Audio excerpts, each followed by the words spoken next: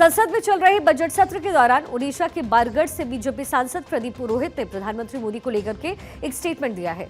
सोमवार को अपने संबोधन के दौरान प्रदीप पुरोहित ने कहा कि प्रधानमंत्री नरेंद्र मोदी अपने पिछले जन्म में मराठा साम्राज्य के संस्थापक और महान योद्धा छत्रपति शिवाजी महाराज थे। इस स्टेटमेंट ने सोशल मीडिया पर जाहिर है तीखी प्रतिक्रियाओं को जन्म दे दिया है, जहां इसे छत्रपति शिवाजी महाराज के सम्मान और उनकी विरासत से जोड़कर देखा जा रहा है। प्रदीप पुरोहित ने अपने भाषण में एक संत से मुलाकात का जिक्र किया, जिन्होंने कथित तौर पर उन्हें बताया कि नरेंद्र मोदी का पूर्व जन्म छत्रपति शिवाजी महाराज के रूप में हुआ था। उन्होंने कहा कि मैं जिस क्षेत्र से आता हूं वहां एक गंधमर्दन पहाड़ी क्षेत्र है, जहां पर गिरिराजा बाबा संत हैं।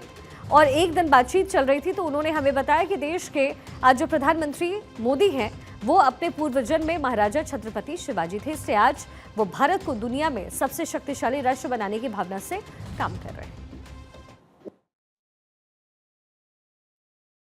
उन्होंने सही कहा। हमको एक दिन बातचीत चल रहा था, उन्होंने हमको बताया कि देश के आज जो प्रधानमंत्री नरेंद्र मोदी जी है, नरेंद्र मोदी जी का पूर्व जो जन्म था वो महाराज छत्रपति शिवाजी थे और उसका दूसरा जन्म ये अभी नरेंद्र मोदी है।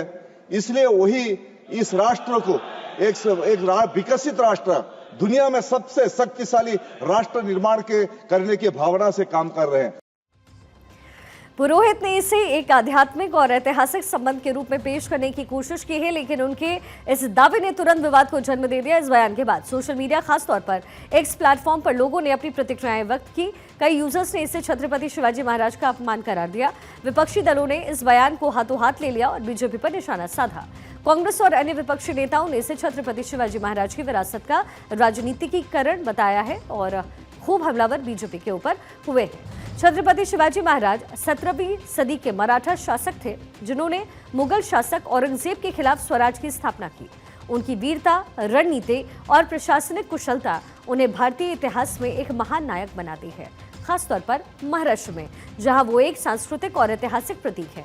ऐसे में उनके नाम को किसी भी समकालीन नेता से जोड़ना स्वाभाविक रूप से संवेदनशील और विवादास्पद हो जाता है।